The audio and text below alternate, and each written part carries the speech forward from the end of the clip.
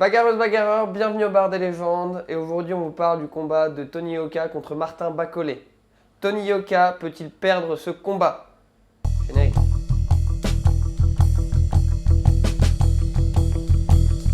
Bon les gars, Tony Yoka, est-ce qu'il le fume Bacolé? Attends Idriss. Salut Juji. Ah oui, chaque fois, oui. Salut Jeep. Salut Idriss. Merci, bonjour. Alors, Bien sûr. Ah oui, bien sûr qu'il peut remporter ce combat. D'ailleurs, il doit même le remporter. Il n'a pas dit remporter. Ouais, j'ai dit, est-ce qu'il Ah, peut le le fumer. perdre? Pareil. Ouais. Dans tous les cas, fumer, gagner, remporter, peu importe. Son objectif est de remporter ce combat. Qu'il soit par KO ou à décision, il faut qu'il gagne ce combat. Ah tiens, c'est intéressant. On va expliquer comment il va Comment il va gagner ce combat. gagner ce combat. Ok, très bien. Bon, bah maintenant, il faut peut-être expliquer un petit peu, on va pouvoir rappeler un peu comment on est arrivé avec un combat contre Bacolé, tout simplement. Bah, surtout au mois de mai, alors qu'au début on parlait du 15 janvier. C'est vrai. Et, Tony Yoka veut remonter sur le ring le 15 janvier. Donc du coup, effectivement, 5 mois de retard, ouais. 5 mois de retard, plus il n'avait pas combattu depuis longtemps déjà. Donc du coup, dans sa préparation, ça commence à faire un peu long. Mais bon, on sait qu'il s'entraîne sérieusement et durement aux États-Unis. Donc du coup, ça va le faire. Ouais, il y avait un combat, le combat devait avoir lieu le 15 janvier C'est à ça. cause des jauges Covid qui devaient se passer à Bercy. Ouais. Jauge Covid, pas assez de monde, donc en gros, Bah, via économiquement, le promoteur a préféré annuler. Voilà. Monsieur Abitboul, ce qui est normal. Tu peux pas, quand tu as misé sur 10 000 personnes et tu n'en as que 2 000, il y a un petit problème de ratio. Et il y a derrière, il y a quelqu'un qui est arrivé. qui est arrivé, Hein Philippe Ergovic. Et Ouais. là, tu te disais, waouh, Philippe Ergovic, numéro 3 IBF, pas Merci. n'importe qui. Ouais, ça aurait été du lourd pour Tony Yoka là. Du coup, accélérateur de carrière, accélérateur vers le titre surtout. Mhm. Bah, Et du oui. coup, c'était intéressant. On s'est tous un peu enjaillés pour ce combat. Ah, On s'est de dit, dingue. ouais, ça le fait. Ils ont même dit c'était signé ou quoi que ce Bah, soit. c'est presque, ça, ouais, c'est ça, c'était fait quoi. Limite, et puis. Et derrière, ils avaient déjà commencé Oh. pour parler et Ouais. tout. Et surtout s'il gagnait, ouais. Bah, c'était Usyk derrière, Ouais, champion ouais, du Usyk. monde dans 3 Ouais, ceintures. WBA, WBO et IBF, effectivement. IBF, donc là, tu du l'avais, coup, quoi. Ouais. Et Intéressant. malheureusement, Il y a Bacolé qui est revenu. c'est logique, il avait un contrat. Ouais. Et il faut savoir que lorsque tu as un contrat, il faut les respecter. Mhm. Donc tu peux pas sauter cette étape-là. C'est-à-dire que tu Bien peux sûr. pas aller combattre Ergovic ou un autre combattant si tu as un contrat. Tu peux simplement, en effet, le combattre si tu n'as pas de contrat ou alors c'était voilà, Oui, si t'es pas engagé ailleurs. Quoi, pas c'est engagé normal. ailleurs. Ouais. C'est l'autre s'est blessé. Ok. Donc c'est Bacolé en effet était blessé. Là, il aurait pu combattre Ergovic, ce qui n'était pas le cas. Et d'ailleurs, Bacolé, c'était pas son premier. Il y avait un autre mec avant aussi déjà. Il y avait Carlos Tatam, donc Ouais. Takam. pardon. Ouais, il y a Jason Statham. Oui, tout à fait. Excusez-moi, Pas de j'ai souci. Ouais, pas de problème, lapsus 2h du matin. Mais quelque chose Jason qui- Statham d'ailleurs. il y a quelque chose qui, pour rebondir sur ce que tu disais, me semble-t-il, j'ai entendu dire que le clan de Tony Yoka avait proposé une petite somme, avec quelques zéros, à Martin Bacolé pour laisser filer. Ah. Mais apparemment, il n'y avait pas assez de zéros. Ah. Et c'est pour ça qu'il est revenu. Ouais, donc Bacolé, il préfère quand même combattre Tony Yoka que prendre son chèque. Disons que C'est lui, tout à son honneur. ici aussi quelque chose. C'est que s'il gagne contre Tony Yoka, lui aussi, Lui aussi, ça lui fait un petit tremplin. voilà, il peut prétendre aussi à cette demi-finale avant Bien qu'ils avant soient combat pour tous le les titre. deux 18 et 19e au classement. 18 et classement 19e, volant. c'est Ouais. ça. Mm. Après, D'accord. voilà, il y a un parallèle qu'on peut faire sur les deux aussi, sur ces choses-là. C'est vrai qu'ils se ressemblent assez sur le parcours. Très bien, bah donc ouais, on a parlé un 18e, l'autre 19e, donc 18e c'est Bacolé, 19e c'est Yoka. Maintenant, Après, oui, Oui, on va dire, ça veut pas dire grand-chose. ça ne veut quoi. pas dire grand-chose C'est- parce que ouais. Yoka est 15e, en dessous des 15e dans 4 des. non mais comparons des un peu, par différenciations. exemple, je sais pas, leur style, comment ça se passe. Bah, déjà, en termes de victoires, en termes du nombre de victoires, c'est Mhm. plus d'une dizaine de victoires pour Bacolé. C'est 17 victoires 17 victoires pour sur Bacolé. 18 combats, ouais. avec une seule défaite, 13 avant la limite. 13 KO, ouais. Tony, c'est 11, hein. Ouais. 9 avant la limite. 9 KO. C'est tous les deux 1m98 pour Bacolé. Ouais, c'est des super 2m01 grands, pour Tony. Pour Tony, ouais. Des beaux bébés quoi. Après, il y a une différence de poids aussi. C'est 109 pour Tony en muscle, ouais, clairement. taillé, voire 111 selon. Ouais. Et tu as 120 kg quand même pour De l'autre Bacolé. côté, ouais. Et franchement, Et ça se ressent dans le style. ça se ressent dans le style, ça se ressent dans le poids, Clairement. ça peut se ressentir aussi dans la façon de combattre. On verra tout à l'heure, un peu plus tard, Ouais. que le poids peut avantager un bon boxeur chez les lourds. Ouais, ok. Un bon boxeur. Un bon boxeur. Donc on en C'est discutera. important de le préciser. On en discutera tout à l'heure. Ouais. On prendra les meilleurs en tout cas comme Ouais, référence. d'accord. Ouais. Je vois. Très bien. Donc ouais, comme vous disiez, il y en a un qui a un peu plus d'expérience quand même. Il y en a un qui a commencé en 2014, si je dis pas de bêtises, Bacolé. De côté, on a Yoka 2017. Après, voilà, maintenant ils sont au même niveau.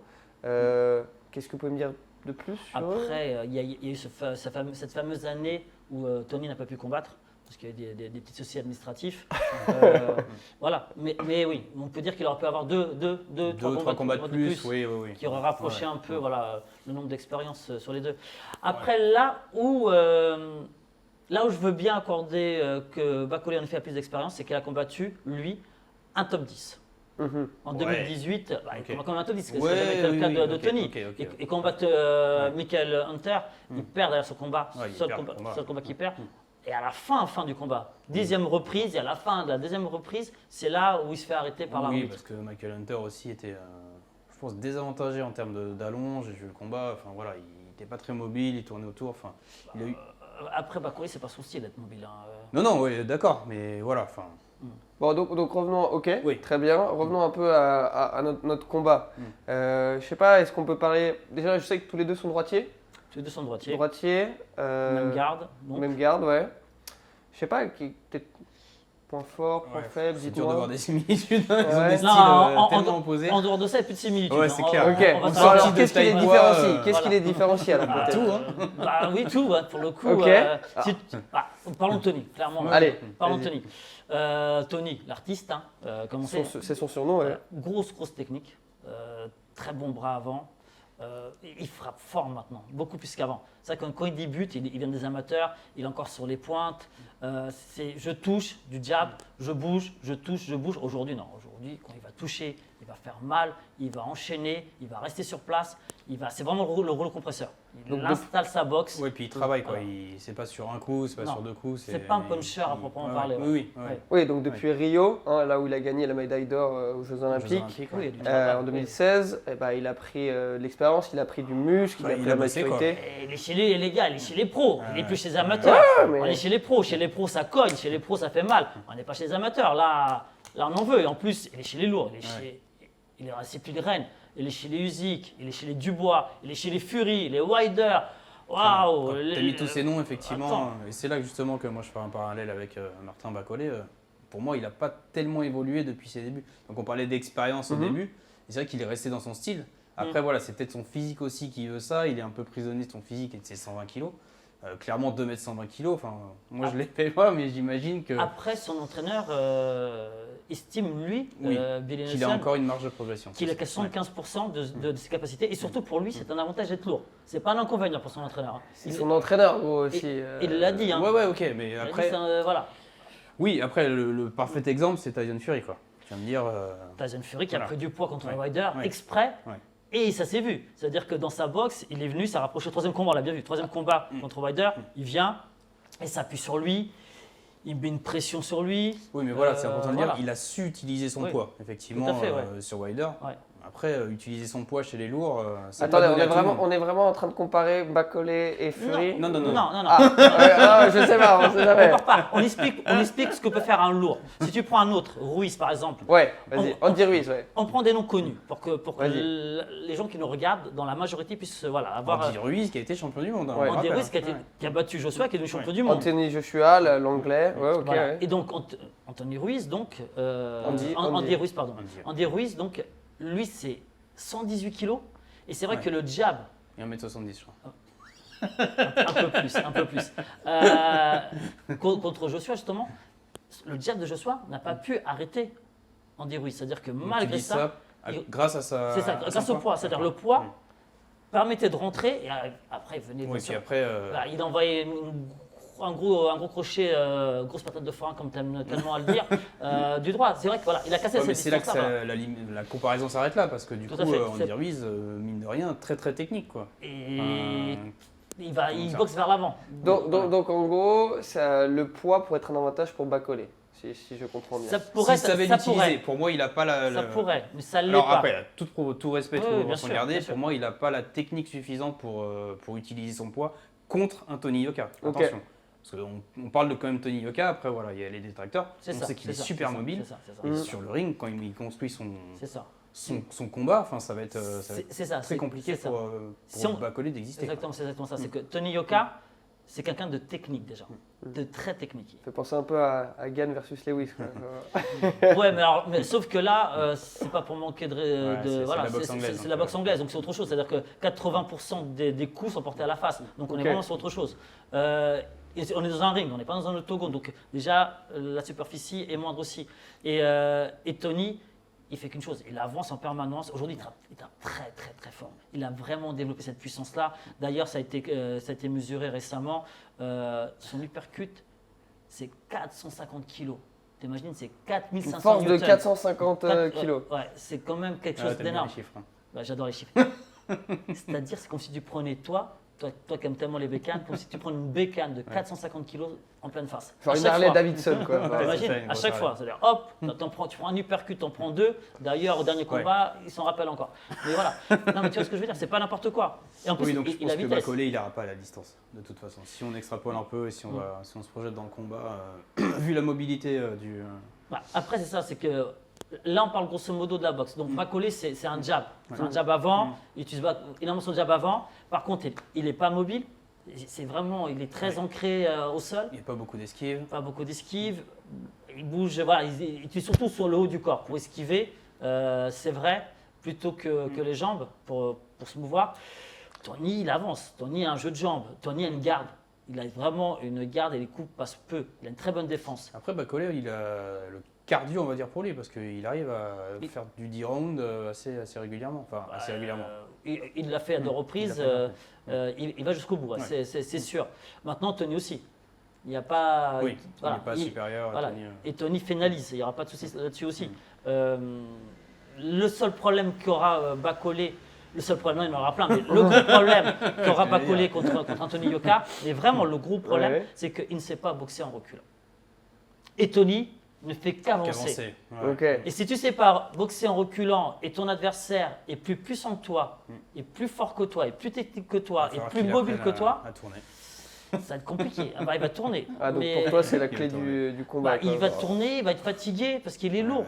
Tu vois. Et quand tu es lourd, même si c'est un bon cardio, mais c'est un bon cardio quand tu ne bouges pas. Parce que si on t'oblige à bouger et à subir, tu rentres dans une autre dimension, tu puisses plus dans ton exactement. Clairement. Donc il va avoir tendance à baisser un peu, les épaules vont commencer à être lourdes, la garde va baisser. Donc tu as compris que… Bon, en gros, je commence à comprendre, je ne sais pas si vous avez compris, en tout cas moi je commence à comprendre pourquoi Bacolé va perdre ce combat, quoi, les gars. On peut pas dire à 100% qu'il va le perdre aujourd'hui. Je pense qu'on fera une analyse un peu plus tard, un peu plus précise, et on mettra les game plans en place fin avril. Mais oui, concrètement, aujourd'hui, celui qui a les armes pour gagner ce combat, clairement, c'est Tony. Sans être chauvin pour le coup, mais là, faut être objectif. Faut être objectif, Ok. Il y en a très peu en face par rapport à Tony. Tony a vraiment plus d'armes que lui. Donc rendez-vous au mois de mai. Maintenant, allez. On va être complètement objectif. Il y a un petit bémol. Il y en a un, mais il est important ce bémol. Allez, c'est pas ton point d'être objectif pour toi. Et pourtant, c'est quand même moi qui suis une bonne foi ici. Allez, on va. On a un Tony Yoka qui a l'expérience qu'il a, des 11 combats. Il a un bon entraîneur, un très grand coach. De l'autre côté, on a Martin Bacolé qui a un frère qui est champion du monde déjà. Donc, Ilonga Makabu. Exactement, chez les mi-lourds. Mais ça, c'est pas très grave à la rigueur. Ça n'a pas son importance. C'est pas très grave. Non, mais c'est pas grave non, mais dans le sens que ça ne va pas influer sur Tony Yoka. Okay. Par contre, les partenaires qu'il y a eu à l'entraînement, je vois où tu veux. Bacolé, ça a une influence. Il a été le sparring de Joshua. Il a été le sparring de Fury. Il a été le sparring d'Usyk dans sa préparation. Que des champions du monde, quoi. Que des champions dans sa préparation contre Joshua. Il a remporté Usyk, ce fameux combat. Il a récupéré toutes les ceintures. On va dire que c'est un bon sparring.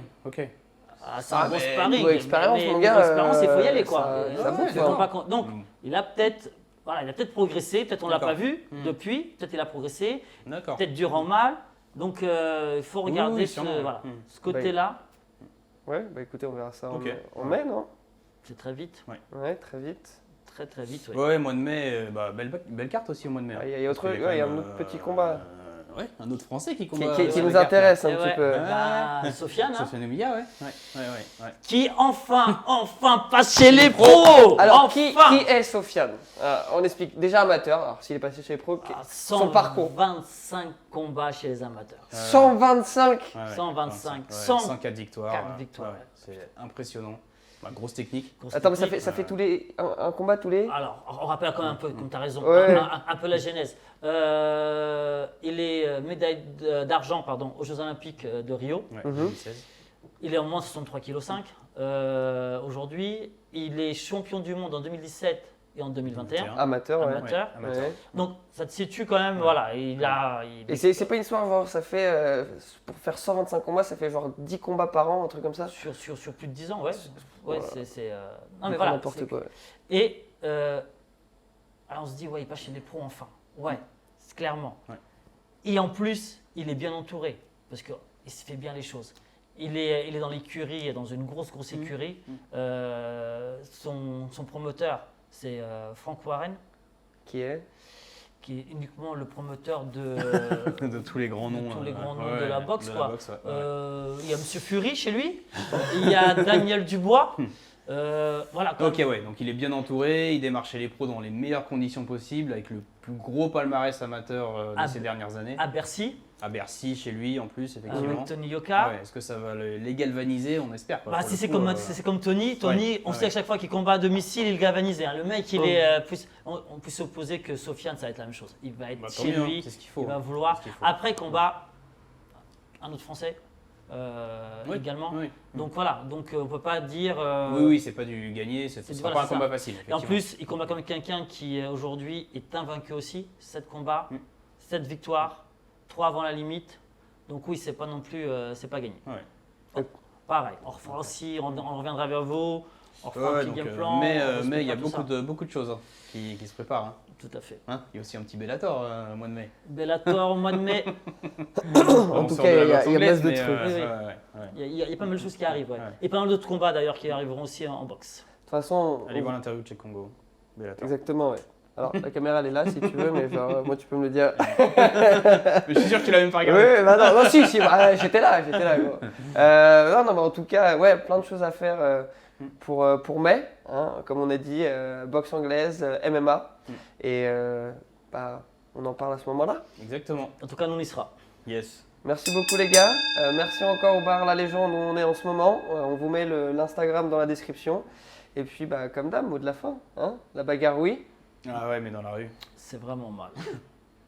Ciao.